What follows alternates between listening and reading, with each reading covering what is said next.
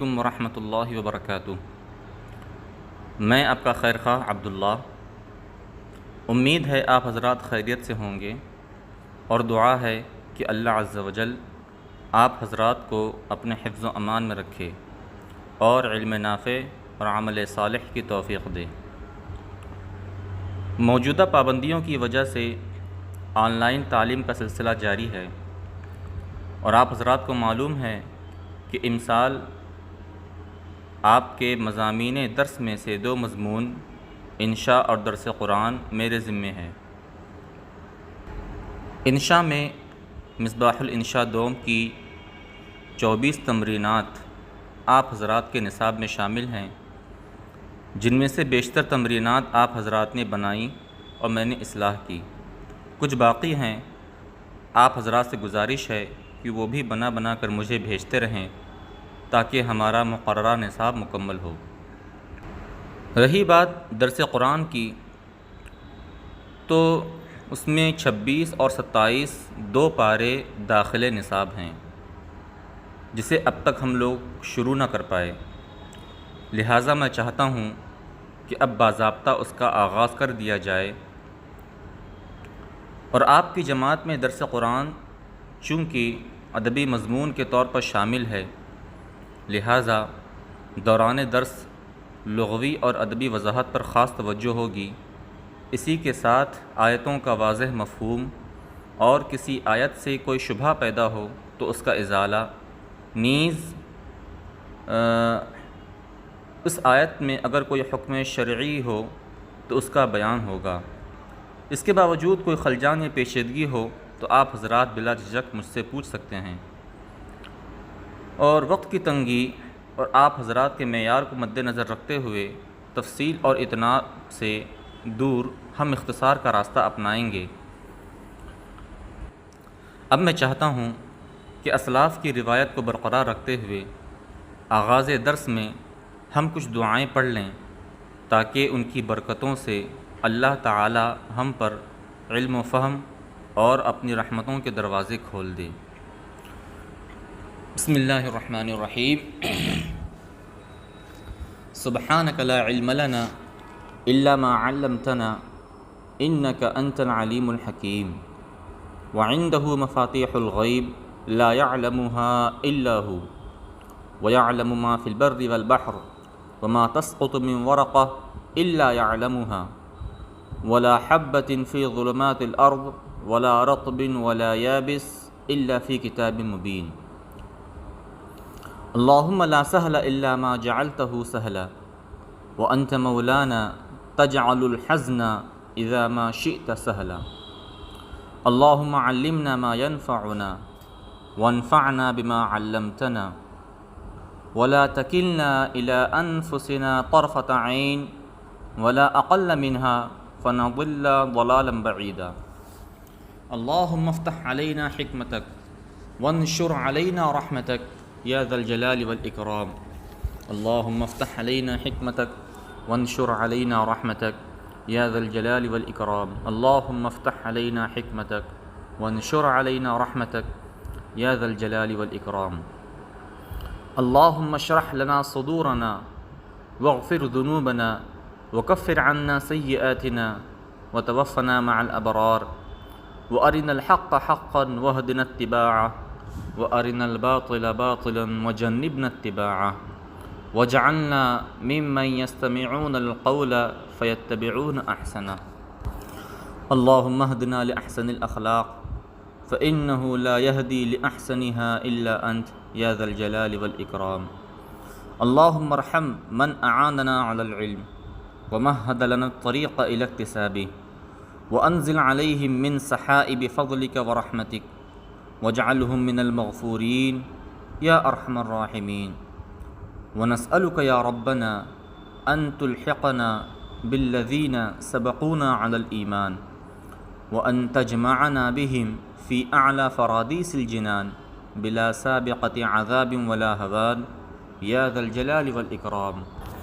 اللهم اغفر وارحم وتجاوز عما تعلم إنك أنت الأعز الأكرم۔ اللهم يا ربنا علمنا العلم النافع واجمعنا على الحق في الدنيا والآخرة. اللهم آمين. وصلی اللہ علی النبی وعلی آلہ وصحبہ وسلم وبعد. سورۃ الاحقاف مکیہ وہی 35 آیہ. بسم اللہ الرحمن الرحیم. حامیم تنزیل الکتاب من اللہ العزیز الحکیم. ما خلقنا السماوات والارض وما بینہما الا بالحق واجل مسمى والذین کفروا عما انذروا معرضون. قل ارأيتم ما تدعون من دون الله اروني ماذا خلقوا من الارض ام لهم شرك في السماوات ایتونی بکتاب من قبل هذا او اثارة من علم ان کنتم صادقین. ومن اضل ممن يدعو من دون الله من لا يستجيب له الى يوم القيامة وهم عن دعائهم غافلون. وإذا حشر الناس كانوا لهم أعداء وكانوا بعبادتهم كافرين. عزیز ساتھیو، آپ سے گزارش ہے کہ دوران درس باوضو ہو کر مصحف شریف کو اپنے سامنے رکھیں تاکہ اس کے چھونے اور دیکھنے کی برکتیں بھی آپ کو حاصل ہوں، اور اسی کے ساتھ ساتھ میری بات اور ان آیتوں کی وضاحت بھی مکمل طور پر آپ سمجھ سکیں. بسم اللہ الرحمن الرحیم. سورۃ الاحقاف مکیہ. سورہ یہ اردو زبان میں جسے ہم سورت کہتے ہیں، اس سے جو مفہوم ہے وہ آپ حضرات جانتے ہیں. بقیہ اس کی اصطلاحی تعریف آپ حضرات آئندہ پڑھیں گے یا جانیں گے. الاحقاف، اس سورت کا نام احقاف ہے کیونکہ اس سورت میں احقاف کا ذکر ہے جزوی طور پر، لہٰذا یہ تسمیت الشیء باسم جزئی کی قبیل سے ہوا. اور قرآن شریف کی اکثر صورتوں کا نام اسی قبیل سے ہیں، یعنی تسمیت الشیء باسم جزئی. رہی بات یہ کہ یہ احقاف کیا چیز ہے، تو اس کا ذکر انشاءاللہ اس صورت میں آگے ہوگا، جہاں میں کچھ تفصیل اور وضاحت کروں گا. مکیہ، آپ حضرات جانتے ہیں کہ قرآن شریف کی صورتیں جو کہ 114 ہیں، جن میں کچھ صورتیں مکی ہیں اور کچھ مدنی. اب یہ مکی اور مدنی کا مطلب کیا ہے؟ تو اس سلسلے میں مفسرین اور اہل علم کے بہت سے اقوال ہیں جنہیں آپ آگے پڑھیں گے، لیکن میں یہاں پر صرف سب سے راجح اور مشہور قول ہے اس کے ذکر پر اکتفا کرتا ہوں. مکی سے مراد وہ صورتیں جو قبل ہجرت نازل ہوئیں، اور مدنی سے مراد وہ صورتیں جو بعد ہجرت نبی صلی اللہ علیہ وسلم نازل ہوئیں. لیکن کسی صورت کے مکی ہونے کا یہ مطلب نہیں ہے کہ اس کی ساری آیتیں قبل ہجرت نازل ہوئی ہوں. اسی طرح کسی صورت کے مدنی ہونے کا یہ ہرگز مطلب نہیں ہے کہ اس کی بھی ساری آیتیں بعد ہجرت نازل ہوئیں، بلکہ کسی صورت کے مکی ہونے کے لیے اتنا کافی ہے کہ اس کی بیشتر آیتیں قبل ہجرت نازل ہوئی ہوں. اسی طریقے سے اگر کسی صورت کی بیشتر آیتیں بعد ہجرت نازل ہوئیں تو اس پر مدنی کا اطلاق کیا جاتا ہے. اس کی وجہ یہ ہے کہ قرآن شریف کا نزول تدریجاً ہوا ہے، یعنی ایسا نہیں ہے کہ ایک ایک صورت یکبارگی نازل ہوئی، بلکہ حسب ضرورت ایک صورت کی آیتیں متعدد زمانوں میں اور متعدد مقامات پر نازل ہوئیں. بعد میں حضور کی رہنمائی پر ان آیتوں کو ترتیب دے کر صورت کی شکل بنائی گئی. تو ایسا ہو سکتا ہے کہ کسی صورت کی اکثر آیتیں قبل ہجرت نازل ہوئی ہوں اور چند آیتیں بعد ہجرت نازل ہوئی ہوں، پھر ترتیب کے بعد اکثر اور غالب کا اعتبار کرتے ہوئے اس پر مکی کا اطلاق کر دیا گیا، جیسے کہ یہی سورہ احقاف، یہ اسے مکی کہا جاتا ہے، مکی کا اطلاق کیا جاتا ہے، لیکن بعض مفسرین نے اس میں 2 یا 3 آیتوں کا استثناء کیا ہے، یعنی یہ کہ وہ 2 یا 3 آیتیں بعد ہجرت نازل ہوئیں۔ مثال کے طور پر اللہ تعالیٰ کا قول قُلْ أَرَأَيْتُمْ إِنْ كَانَ مِنْ عِنْدِ اللَّهِ وَكَفَرْتُمْ بِهِ وَشَهِدَ شَاهِدٌ مِّن بَنِي إِسْرَائِيلَ عَلَى مِثْلِهِ۔ اسی طریقے سے دوسری آیت وَالَّذِي قَالَ لِوَالِدَيْهِ أُفٍّ لَكُمَا إِلَى آخِرِهِ۔ ان آیتوں کے بارے میں مفسرین نے یہ کہا کہ یہ بعد ہجرت نازل ہوئی۔ آگے ہے وہی 35 آیہ، یعنی اس صورت میں 25 آیتیں ہیں۔ آیت سے بھی جو مراد ہے آپ حضرات سمجھتے ہیں، اس کی بھی اصطلاحی تعریف آپ حضرات بعد میں پڑھیں گے یا جانیں گے۔ 25 آیتیں یہ مصحف کوفی میں ہیں اور دیگر مصاحف میں 34 آیتیں ہیں، اور یہ اختلاف اس وجہ سے ہے کہ بعض حضرات نے حامیم کو مستقل آیت شمار کیا اور بعض حضرات نے مستقل آیت نہیں بلکہ آیت کا جز۔ بسم اللہ الرحمن الرحیم،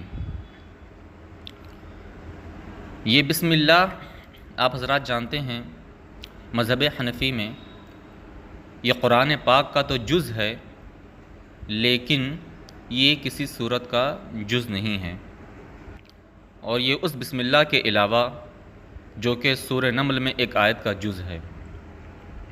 اور بسم اللہ یہ سورہ توبہ کے علاوہ مصحف شریف میں ہر سورت کی ابتدا میں لکھا جاتا ہے، ذکر کیا جاتا ہے، تاکہ سورتوں میں باہم امتیاز ہو۔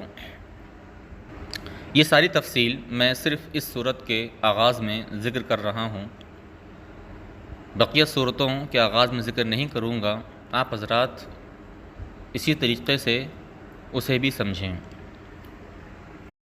حامیم، قرآن کریم کی بعض صورتیں اس طرح کے کوئی ایک حرف یا 2 حرف یا 3 حرف یا 4 حرف یا 5 حروف سے شروع ہوتی ہیں۔ ان حروف کا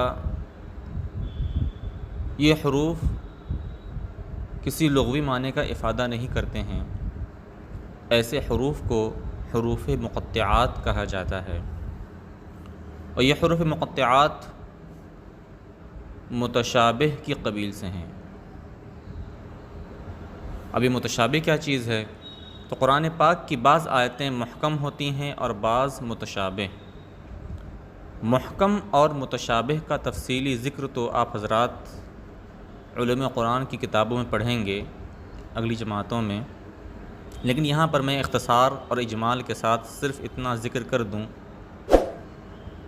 کہ قرآن کریم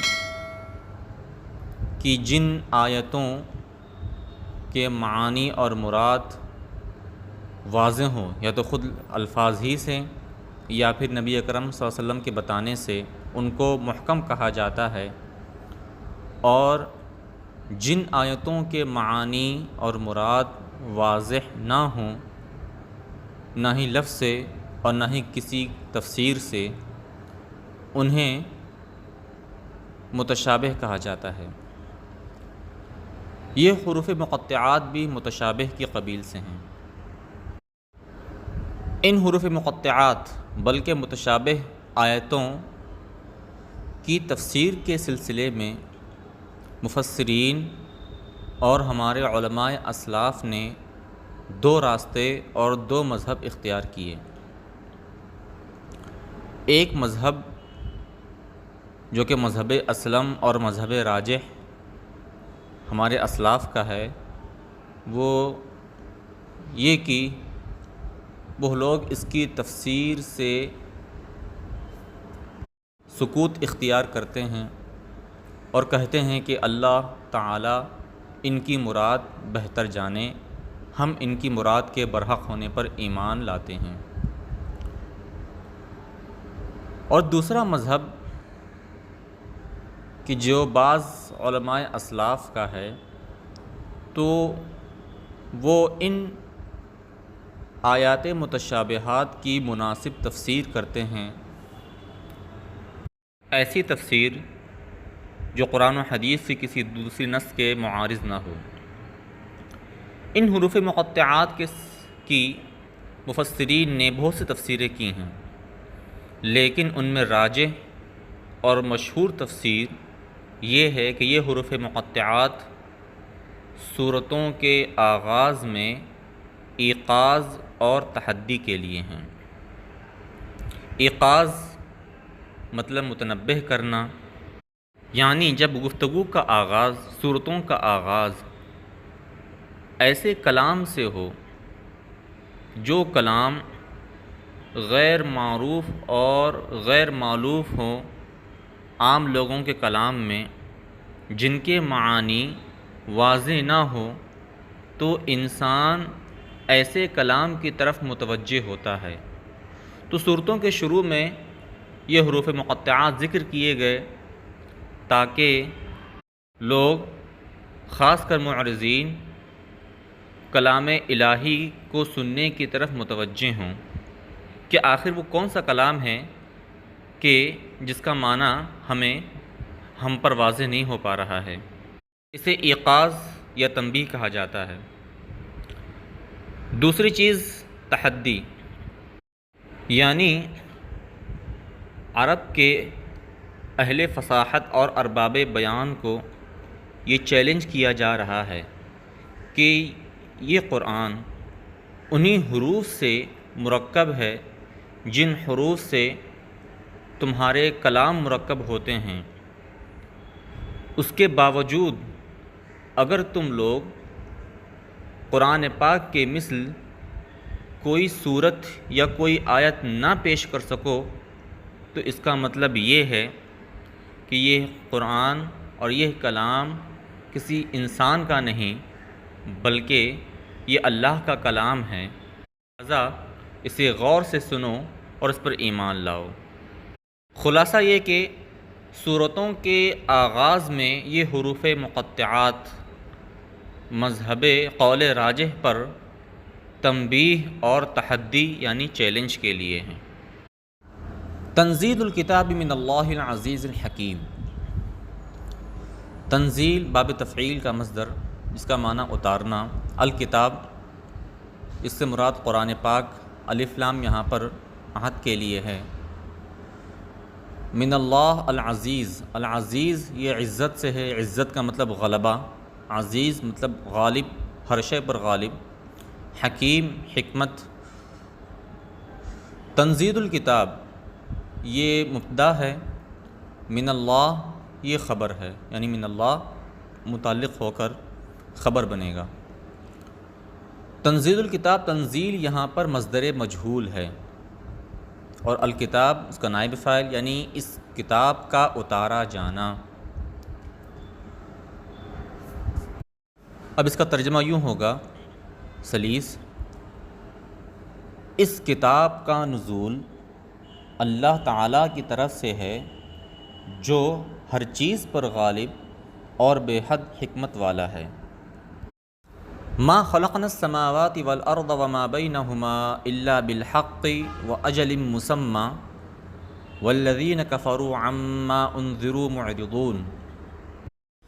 ما نافیہ، خلقنا کا معنی جانتے ہیں، خلقہ یخلق کو پیدا کرنا، سماوات سماؤن کی جمع آسمان کے معنی میں، ارض زمین، وما بینہما ہما کی ضمیر کا مرجع سماوات اور ارض، ما موصولہ ہے، بینہما یہ کسی مقدر سے متعلق ہو کر یہ صلہ بن جائے گا، اور ما بینہما یہ موصول صلہ یہ معطوف ثانی ہوگا۔ الا استثناء کے لیے، بالحق یہ با مصاحبت کے لیے، حق حق کے کئی معنی آتے ہیں، قرآن پاک میں بھی حق کثیر مقامات پر مذکور ہے اور الگ الگ معنی میں مستعمل ہے۔ حق کا اطلاق اللہ تعالیٰ پر بھی ہوتا ہے، حق کا اطلاق قرآن پاک پر بھی ہوا ہے، دین اسلام پر بھی ہوا ہے، اور حق کا مطلب سچا۔ زیادہ تر حق کا معنی واقعے کے مطابق، جو کہ باطل کی ضد ہے۔ یہاں پر حق کا معنی حکمت اور مصلحت ہے۔ حق کا ایک معنی لغت میں آتا ہے کوئی بھی قول یا فعل ان اوصاف کے ساتھ جو اوصاف اس کے موضوع اور مناسب ہوں۔ یہاں پر حق کا یہ معنی بھی ہو سکتا ہے۔ وہ اجل مسمى، اجل کہتے ہیں غایت، انتہا، اور اجل کا معنی وقت مقرر، مدت معینہ۔ مسمى سماہو سے باب تفعیل سے اسم مفعول ہے مسمى، اور مسمى کا معنی ہوتا ہے عینہ، حددہ، تو مسمى کا معنی معین اور مقرر۔ اس لحاظ سے مسمى یہ وصف مؤکد ہوا کیونکہ اس کا معنی خود اجل میں پایا جاتا ہے۔ اس جملے کی ترکیب تو واضح ہے، صرف اتنا بتانا ہے کہ اجل یہ حق پر عطف ہے، لیکن یہاں پر ایک مضاف محذوف ہے، اور وہ ہے وَتَقْدِيرِ أَجَلٍ مُّسَمًّى۔ اور اسی طریقے سے بالحقی یہ ایک محذوف سے متعلق ہے۔ اصل عبارت ہے ما خلقنا السماوات والارض وما بینہما الا خلقا ملتبسا بالحق وتقدیر اجل مسمى۔ اگلا جملہ ہے والذین کفروا عما انذروا معرضون۔ والذین سے موصول، کفروا اس کا صلہ، اور یہ موصول صلہ مبتدا بن جائے گا، معرضون یہ خبر ہے، عما انذروا یہ عن متعلق ہے معرضون سے، اور کفرا یکفرو کا مطلب انکار کرنا، کفر کرنا، یہاں پر بالحق مقدر ہے، اے جنہوں نے کفر کیا، انکار کیا حق کا، اللہ کا، قرآن کا، اسلام کا۔ معرضون اعرضا، اعرضا کا مطلب ہوتا ہے منہ پھیرنا، رو گردانی کرنا۔ یہ اصل میں عرض سے، عرض کا مطلب جانب، گوشہ، کنارہ، چونکہ منہ پھیرنے والا یہ اپنی گردن کا کنارہ مخاطب کو دکھاتا ہے، اسی لیے اعرضا کہا جاتا ہے۔ اعرضا ای اظہر عرضہ ای جانب عنقی۔ پھر اس حصی معنی سے کنایہ کیا گیا کسی چیز کا انکار کرنا، اس کو چھوڑنا۔ انذرا انذار باب افعال سے، انذار کا مطلب ہوتا ہے ایسی خبر جو کسی دھمکی پر مشتمل ہو۔ اب یہ عما، ما یہ ما مصدریہ بھی ہو سکتا ہے، تو اب تعویل ہوگی عن انذارہم، اور یہ ما موصولہ بھی ہو سکتا ہے۔ تو اب صلہ جو کہ انذرو ہے، اس میں ایک ضمیر ہوگی جو کہ موصول کی طرف راجع ہوگی، وہ ضمیر محذوف ہے، اے عما انذروہ، کہ وہ جس سے انہیں ڈرایا گیا۔ کس سے ڈرایا گیا؟ مراد کیا ہے؟ اللہ کا عذاب، یا قیامت کے روز حساب، یا اس کے بعد جو جزا ملے گی وہ۔ اب الفاظ کے معانی اور ترکیب سمجھنے کے بعد ہم اس کا سلیس ترجمہ کرتے ہیں۔ ہم نے آسمانوں اور زمین اور جو کچھ ان کے درمیان ہیں انہیں پیدا نہیں کیا مگر حق اور ایک مقررہ مدت کے تعین کے ساتھ۔ اور یوں بھی کر سکتے ہیں ہم نے آسمان اور زمین اور جو کچھ ان کے مابین ہیں انہیں حق اور ایک مقررہ مدت کے تعین کے ساتھ ہی پیدا کیا، اور وہ جنہوں نے انکار کیا حق کا یعنی کافر، تو وہ اس حقیقت سے منہ پھیر رہے ہیں جس سے انہیں ڈرایا گیا، جس سے انہیں خبردار کیا گیا۔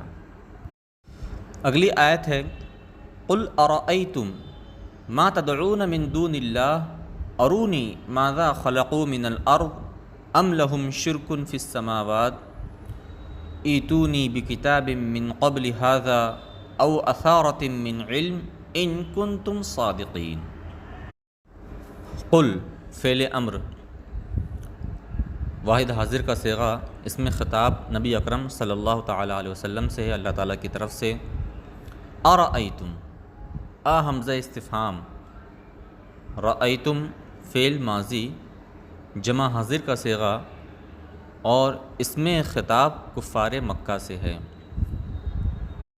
اس کا بظاہر معنی تو ہوگا کیا تم نے دیکھا، لیکن مفسرین نے ارأیتم کی تفسیر اخبرونی سے کی ہے، یعنی مجھے بتاؤ۔ اور یہ صرف اس مقام پر نہیں بلکہ قرآن پاک میں جہاں کہیں بھی ارأیتا یا ارأیتم یہ وارد ہوا ہے، مفسرین اس کی تفسیر اخبرونی یا اخبرنی سے کرتے ہیں، جو کہ ارأیتا یا ارأیتم کا لازمی معنی ہے، یعنی کیا تم نے دیکھا، اور اگر دیکھا ہے تو تم مجھے بتاؤ۔ ما تدعون من دون اللہ، ما تدعون یا ما اس میں موصول ہے، تدعون دعا یدعو۔ قرآن پاک میں دعا اور اس کے مشتقات یعنی ماضی مضارع یہ زیادہ تر عبادت کے معنی میں مستعمل ہیں، تو یہاں پر بھی تدعون یہ تعبدون کے معنی میں مستعمل ہے۔ من دون اللہ دون سوا کے معنی میں، اور تدعون یہ ما کا صلہ ہے اور موصول کی طرف پلٹنے والی ضمیر محذوف ہے، اور وہ ہے ما تدعونہ۔ ارونی، ارونی یہ رؤیت مادے سے ہے، یعنی مجھے دکھاؤ، اور یہ ارونی یہ ارأیتم کی تاکید ہے، ارأیتم جو کہ اخبرونی کے معنی میں ہے اسی کی تاکید ارونی ہے۔ ماذا خلقوا من الارض، ماذا اس میں استفہام، خلقوا من الارض، خلقوا کا مفعول ماذا، من الارض یہ ماذا کا بیان۔ پھر ماذا میں دو احتمال ہے، یا تو ماذا یہ مکمل اس میں استفہام اور من الارض اس کا بیان، یا یہ کہ ما اس میں استفہام مبتدا اور ذا اس میں موصول بمعنی الذی، پھر خلقو یہ صلہ ہے موصول کا، پھر موصول صلہ سے مل کر خبر، اور ارأیتم جو کہ اخبرون کے معنی میں ہیں تو اس کا مفعول اول ما تدعون من دون اللہ اور مفعول ثانی ماذا خلقوا من الارض ہے۔ پھر ام لہم شرک فی السماوات، ام یہاں پر اضراب اور انتقال کے لیے ہے، یعنی ایک استفہام سے دوسرے استفہام کی طرف انتقال کے لیے، جس کا معنی ترجمے کے وقت واضح ہوگا، شرک مشارکت کے معنی میں، اور فی السماوات یہاں پر مضاف محذوف ہے، اے فی خلق السماوات۔ ایتونی بکتاب من قبل ھذا، ایتونی بکتاب، با یہاں پر تادیہ کے لیے ہے، کتاب سے مراد کتاب الہی جو آسمانی کتاب، من قبل ھذا، ھذا سے اشارہ ہے قرآن پاک کی طرف، اور یہ من قبل ھذا ایک محذوف سے متعلق ہو کر صفت بنے گا کتاب کا، جیسے بکتاب منزل من قبل ھذا یا بکتاب کائن من قبل ھذا، او اثارۃ من علم، اثارہ کا معنی بقیہ، یا اثارہ اثرا یأثرو اثرت الحدیث نقلتو، نقل کرنے کے معنی میں، من علم، من علم یہ صفت ہے اثارہ کی محذوف سے متعلق ہو کر، ان کنتم صادقین، اگر تم سچے ہو اپنے دعویٰ میں، صادقین یہ شرط، اس کی جزا یا تو محذوف ہے یا ما قبل۔ لغوی وضاحت کے بعد اب اس کا سلیس ترجمہ سنیں۔ آپ فرمائیں ذرا مجھے بتاؤ اللہ کو چھوڑ کر جنہیں تم پوجتے ہو مجھے دکھاؤ تو انہوں نے زمین کا کون سا حصہ پیدا کیا یا آسمانوں کی تخلیق میں ان کی ساجھیداری ہے؟ میرے پاس اس سے پہلے کی کوئی کتاب لاؤ یا علم کا کچھ بچا کچا حصہ اگر تم سچے ہو۔ ترجمے کے بعد آپ حضرات یہ سمجھیں کہ ارأیتم جو کہ اخبرونی کے معنی میں ہے امر، اسی طریقے سے ارونی یہ بھی امر ہے، اسی طریقے سے ایتونی یہ بھی امر ہے۔ تو امر یہاں پر اپنے حقیقی معنی میں مستعمل نہیں ہے، بلکہ یہ تعجیز اور تبکید کے لیے ہے، یعنی ان مشرکین کے عجز کو ثابت کرنے کے لیے اور انہیں لاجواب کرنے کے لیے۔ مجھے یہ بتاؤ، مجھے یہ دکھاؤ، میرے پاس یہ دلائل لے کر آؤ، اور اگر تم ایسا نہ کر سکے تو مان لو، اور یقیناً تم نہیں کر سکو گے تو مان لو کہ تم باطل پر ہو۔ پھر ماذا خلقو میں جو استفہام ہے، اسی طریقے سے ام لہم، ام جو کہ استفہام پر مشتمل ہے، یہاں پر بھی استفہام اپنے حقیقی معنی میں نہیں مستعمل نہیں ہے، بلکہ استفہام انکاری ہے جو کہ زجر و توبیخ کے لیے ہے، یعنی انہوں نے زمین کا کوئی حصہ پیدا نہیں کیا یا آسمان کی تخلیق میں بھی ان کی کوئی شرکت نہیں۔ اب ان دو آیتوں میں اللہ تعالیٰ کی وحدانیت، قدرت اور اس کے مستحق عبادت ہونے کا ثبوت اور دلیل، نیز کفار و مشرکین کے بتوں کو پوجنے پر زجر و توبیخ اور اس کا رد ہے۔ قدرت کا ثبوت تو اس طریقے سے کہ قدرت کا سب سے اعلیٰ درجہ تخلیق، اور تخلیق بھی کسی ایسی ویسی چیز کی نہیں بلکہ آسمان و زمین کی تخلیق، جو کہ ہمارے مشاہدات میں سب سے عظیم جرم والی چیزیں ہیں۔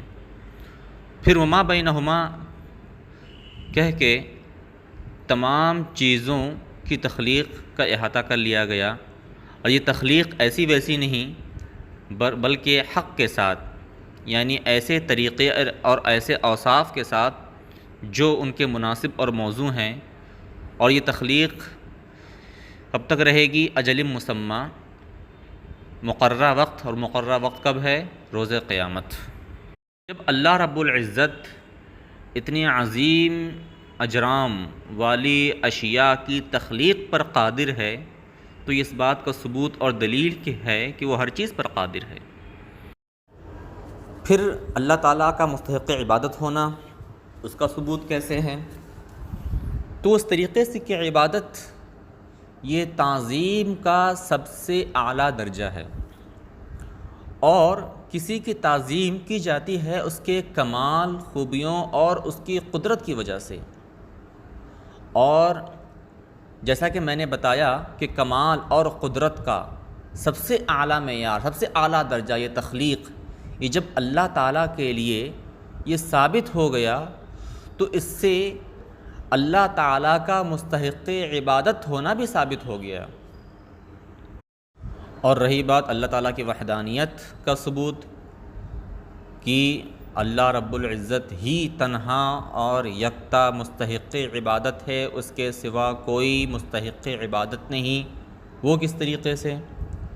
تو وہ دوسری آیت میں جب دیگر معبودان باطلہ کا دلیل عقلی اور نقلی سے رد ہو گیا تو اس سے یہ ثابت ہو گیا کہ تنہا اللہ ہی مستحق عبادت ہے۔ اب یہ کہ دوسری آیت میں ان باطل معبودوں کا رد کیسے ہے، تو وہ اس طور پر جیسا میں نے پہلے بتایا کہ عبادت جو کہ تعظیم کا سب سے اعلیٰ درجہ ہے، اس کا حقدار وہی ہو سکتا ہے، وہی ذات ہو سکتی ہے جس کے لیے کمال اور قدرت کا سب سے اعلیٰ درجہ یعنی تخلیق ثابت ہو۔ لہٰذا کفار و مشرکین سے بطور تعجیز و تبکیت پہلے اس کا مطالبہ کیا گیا کہ اگر تم اپنے ان باطل معبودوں کے لیے قدرت کا سب سے اعلیٰ درجہ یعنی تخلیق ثابت کر سکو تو تمہارا ان کی عبادت کرنا یہ کسی طور پر درست ہو سکتا ہے، لیکن پہلے تخلیق ثابت کرو، اور وہ تم ہرگز ثابت نہیں کر سکتے، کیونکہ یہ باطل بت خود اپنی تخلیق پر قادر نہیں ہیں، کیونکہ انہیں بھی خود تم لوگوں نے بنایا ہے، تو یہ دوسروں کی تخلیق، دوسری اشیاء کی تخلیق کیسے کر سکتے ہیں، چی جائے کہ زمین و آسمان۔ لہٰذا جب تم یہ ثابت نہیں کر سکے کہ انہوں نے کسی چیز کو پیدا کیا تو تمہارا ان کی عبادت کرنا غلط اور باطل ہے۔ یہ تو دلیل عقلی سے ان کا رد ہوا۔ اب دلیل عقلی کے بعد دلیل نقلی، کہ اگر دلیل عقلی سے تم ثابت نہ کر پاؤ تو کم از کم کوئی نقلی دلیل لے آؤ۔ قرآن سے پہلے کوئی جتنی بھی آسمانی کتابیں نازل ہوئی ان میں سے کسی کتاب میں اس کا ذکر دکھا دو کہ تمہارا ان کی عبادت کرنا ان بتوں کی درست اور بجا ہے، اور اگر کسی آسمانی کتاب میں نہیں تو گزشتہ انبیاء اور علماء اہل علم سے منقول کوئی روایت، کوئی علم کا کوئی حصہ ہی پیش کر دو جس میں یہ ذکر ہو کہ ان بتوں کی عبادت کرنا درست ہے۔ اگر تم سچے ہو اپنے دعوے میں ان بتوں کی پرستش کرنے میں، اور اگر تم نہ لا سکے اور یقیناً تم نہیں لاؤ گے، تو مان لو کہ تم باطل پر ہو اور تمہارا ان بتوں کی پرستش کرنا یہ غلط اور باطل ہے۔ لہذا دلیل عقلی اور نقلی سے کفار و مشرکین کا رد ہو گیا ان کے ان بتوں کو پوجنے میں، اور جب ان بتوں کا معبود ہونا باطل تو تنہا اللہ تعالیٰ کا معبود ہونا یہ ثابت ہو جاتا ہے۔ میری اس وضاحت سے یہ بھی سمجھ میں آ گیا کہ اثارۃ من علم، علم کا بچا کچا حصہ، اس سے مراد وہ آثار و اخبار اور روایتیں جو گزشتہ انبیاء اور اہل علم سے منقول ہو۔ ان آیتوں میں کچھ کلمات ایسے ہیں جن میں کچھ صرفی تبدیلیاں بھی ہوئی ہیں، جیسے مسمى مسميٌ تھا، یا متحرک ماقبل مفتوح یا کو الف سے بدل دیا گیا، پھر اجتماع ساکنین کی وجہ سے یا الف گر گیا مسمن ہو گیا۔ اسی طریقے سے تدعون ہے، تدعوونا تھا، اسی طریقے سے ارونی اور ایونی تھا، اسی طریقے سے ایتونی اصل میں ایتونی تھا۔ حمزہ ساکنہ حمزہ متحرکہ کے بعد واقع ہوا، لہٰذا ما قبل کی حرکت کے موافق حرف علت سے حمزہ ثانیہ کو بدل دیا گیا، ایتونی ہو گیا۔ البتہ ایتونی جب ہم یہاں سے ابتدا کریں گے تو ایتونی پڑھیں گے، لیکن اگر ہم ما سبق سے وصل کریں گے تو چونکہ یہ ایتونی میں جو پہلا حمزہ وصل ہے وہ گر جائے گا، تو ایسی صورت میں جو دوسرا حمزہ جو کہ یا سے بدل گیا تھا اب یہ واپس حمزہ ہو جائے گا، یعنی یوں پڑھا جائے گا شرکن فی السماوات ائتونی۔ اسی طریقے سے ارونی ایونی تھا، ایونی اکرمونی کے وزن پر، یہ رؤیت سے را حمزہ یا یہ مادہ ہے، ایونی۔ اس میں حمزہ متحرکہ ساکن صحیح کے بعد واقع ہوا تو اس کی حرکت ما قبل کو دے کر، یعنی را کو دے کر حمزہ ساقط کر دیا گیا، اریونی ہو گیا۔ اب ناقص کی یا مکسور کے بعد واقع ہوئی اور اس کے بعد واو ہے، لہٰذا یا کی حرکت را کو دے کر یا کو واو سے بدل دیا گیا، پھر دو واو اجتماع ساکنین، دونوں ساکن اجتماع ساکنین ہوا، ایک واو گر گیا، ارونی ہو گیا۔ اسی طریقے سے تدعونا کی بھی آپ تعلیل کر سکتے ہیں۔ آج اتنے پر اکتفا کرتے ہیں، آگے کل انشاءاللہ۔ السلام علیکم ورحمۃ اللہ وبرکاتہ۔